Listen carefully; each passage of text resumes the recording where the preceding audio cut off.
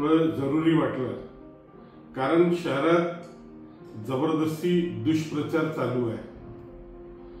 योगेश भाऊ सिंगनजुळे बद्दल शहरात दुष्प्रचार चालू आहे की यांनी पैसे घेऊन त्यांना मिळणारी तिकीट मला याने अभिषेकला दिली।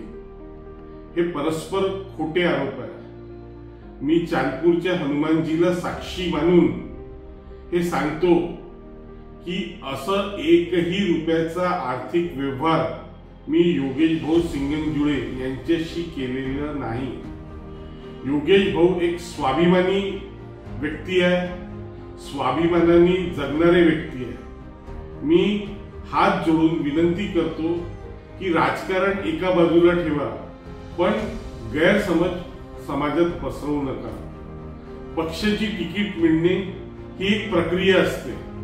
काही जागी योगेश भाऊ सिंगनजुळे समोर होते आणि काही जागी मी समोर होतो, पण तिकीट तर एक राहते।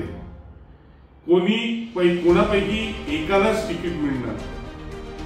मी ह्या व्हिडिओद्वारे मी खंडन करतो का दुष्प्रचार आपण करू नका।